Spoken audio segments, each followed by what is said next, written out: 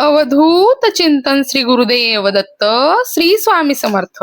स्वामी भक्तांनो, आपल्या सर्वांचं मनापासून स्वागत आहे आपल्या श्रद्धेच्या, भक्तीच्या आणि स्वामी कृपेच्या या पवित्र प्रवासात. आजचा हा व्हिडिओ अत्यंत खास आहे, कारण आपण बोलणार आहोत त्या दिवसाबद्दल ज्या दिवसाची प्रत्येक स्वामी भक्त हा आतुरतेने वाट पाहत असतो. तो दिवस म्हणजे स्वामी महाराजांचा पवित्र प्रकट दिन. हा फक्त कॅलेंडरवरील दिवस नाही, हा भक्तांच्या आयुष्यात ऊर्जा, श्रद्धा आणि आशेचा नवीन आरंभ असतो. स्वामी समर्थ प्रकट अवतार. भक्तांनो, अनेक संतांचा जन्म आपल्याला माहिती आहे, त्यांची जन्मतारीख, जन्मस्थान सांगितलं जातं. पण स्वामी समर्थ महाराजांच्या बाबतीत एक वेगळीच गोष्ट दिसते. महाराजांचा जन्म सामान्य नव्हता, ते अचानक प्रकट झाले. अक्कलकोट नगरीत जेव्हा लोकांनी प्रथम दर्शन घेतलं, तेव्हा कुणालाही त्यांच्या आगमनाचा मागोवा नव्हता.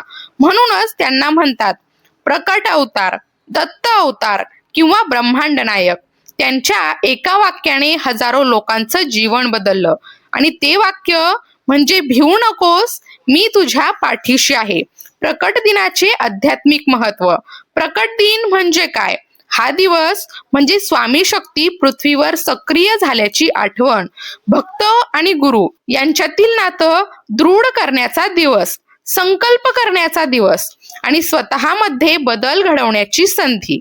या दिवशी केलेली प्रार्थना, नामस्मरण आणि सेवा मनापासून केली तर तिचं फळ हे अनेक पटींनी मिळतं, असं भक्त आपल्या अनुभवातून सांगतात. 21 दिवसांची सेवा का केली जाते? आता प्रश्न पडतो, 21 दिवसच का? 7 नाही, 11 नाही, 40 नाही, तर 21 दिवसच का? आध्यात्मिक परंपरेनुसार 21 हा अंक पूर्णत्वाचं प्रतीक मानला जातो. मानवी मनाला एखादी सवय रुजायला साधारण 21 दिवस लागतात.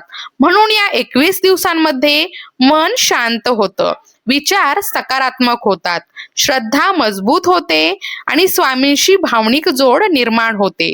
ही सेवा म्हणजे चमत्कार मागण्यासाठी नाही, तर स्वामींना स्वतःला अर्पण करण्याची प्रक्रिया आहे. सेवा म्हणजे नेमकं काय? सेवा म्हणजे मोठमोठे विधी नाहीत. स्वामींना भव्य पूजा लागत नाही, त्यांना लागतो भाव, श्रद्धा आणि सातत्य. दररोज थोडा वेळ स्वामींसाठी देणं हीच सेवा आहे. सेवा सुरू करण्यापूर्वी काय करावं? सेवा सुरू करण्याच्या दिवशी सकाळी लवकर उठावं, स्नान करून स्वच्छ कपडे घालावेत, देवघर स्वच्छ करावं, स्वामींचा फोटो किंवा मूर्ती समोर ठेवावी, एक दिवा लावावा, मन शांत करा आणि साधा संकल्प करा, हे स्वामीराया, तुमच्या कृपेने मी ही सेवा सुरू करत आहे, माझ्याकडून ही सेवा पूर्ण करून घ्या. बस. मोठे मंत्र अवश्य नाहीत. दररोजची सेवा कशी करावी? आता सर्वात महत्वाचा भाग. दररोज काय करायचं? दीप प्रज्वलन करायचं. सकाळी किंवा संध्याकाळी एक दिवा लावायचा. तेज म्हणजे सकारात्मक ऊर्जा. दुसरं, नामस्मरण. कमीत कमी श्री स्वामी समर्थ हा जप 108 वेळा तरी करायलाच हवा. जप मोठ्याने किंवा मनात कसाही चालतो. तिसरं, स्वामी चरित्राचं वाचन. दररोज 3 अध्याय वाचा किंवा 1 अध्याय वाचा, आणि जर वेळ नसेल तर काही पाने वाचली किंवा स्वामी विचार वाचले तरीही चालतं, पण महत्व हे सातत्याचं आहे. त्यानंतर प्रार्थना. स्वतःच्या शब्दात बोला, स्वामींशी संवाद साधा, जणू ते तुमच्या समोर बसले आहेत असं समजून स्वामींशी बोला. नंतर कृतज्ञता व्यक्त करा. दिवसाच्या शेवटी एक गोष्ट बोला, स्वामी, आजचा दिवस दिल्याबद्दल धन्यवाद. ही भावना सेवा पूर्ण करते. सेवा करताना लक्षात ठेवायच्या गोष्टी. राग कमी ठेवण्याचा प्रयत्न करा, खोटं बोलू नका, शक्य असल्यास सात्विक आहार घ्या, कोणाला दुखावू नका, परिपूर्ण होणं आवश्यक नाही, प्रयत्न करणं महत्वाचं आहे. सेवा करताना अनुभव काय येतात? अनेक भक्त सांगतात, मन शांत होतं, चिंता कमी होते, झोप सुधारते, घरात सकारात्मक वातावरण निर्माण होतं. हे चमत्कार नसतात, ही स्वामी कृपेची जाणीव असते. आतापर्यंत आपण 21 दिवसांच्या स्वामी सेवेचं महत्व, सेवा कशी सुरू करायची आणि रोजची साधी पण प्रभावी सेवा कशी करायची हे जाणून घेतलं. आता आपण जाणून घेणार आहोत काही असे प्रश्न जे जवळजवळ प्रत्येक स्वामी भक्ताच्या मनात येतात. सेवा कोण करू शकतो? हा सर्वात मोठा गैरसमज आहे की सेवा करण्यासाठी विशेष नियम लागतात. पण स्वामी समर्थांच्या मार्गात एकच नियम आहे आणि तो म्हणजे भक्ती. सेवा करू शकतो विद्यार्थी, गृहिणी, नोकरी करणारे, व्यावसायिक, वृद्ध व्यक्ती, अगदी लहान मुलं सुद्धा. स्वामींना वय, जात, परिस्थिती किंवा श्रीमंती महत्वाची नाही. त्यांना महत्व आहे मनाच्या भावनेचं.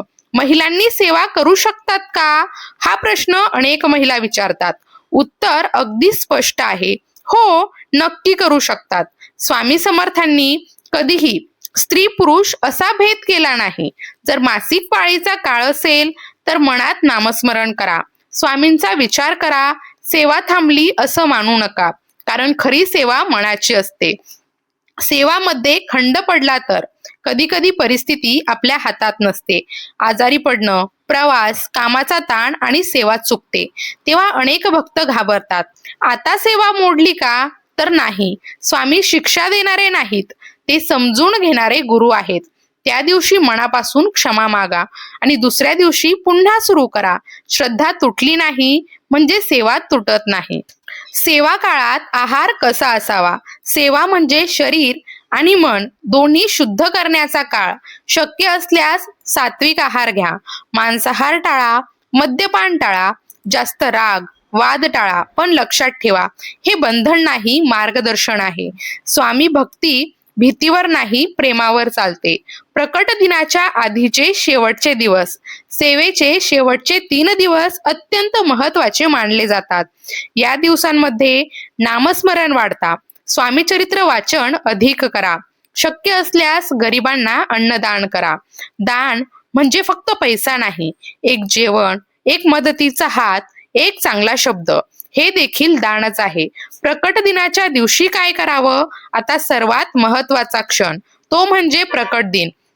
त्या दिवशी सकाळी लवकर उठावं, घर स्वच्छ करा, देवघर सजवा, फुले अर्पण करा, दिवा अगरबत्ती लावा, स्वामींच्या समोर बसून शांतपणे नामस्मरण करा. विशेष जप त्या दिवशी शक्य असल्यास श्री स्वामी समर्थ हा जप 108 वेळा, 540 वेळा किंवा 1008 वेळा करा. जप संख्या महत्वाची नाही, तर भावना महत्वाची आहे. नैवेद्यामध्ये स्वामींना आवडणारे पदार्थ, साखर, दूध, केळी, खीर किंवा घरी बनवलेला गोड पदार्थ.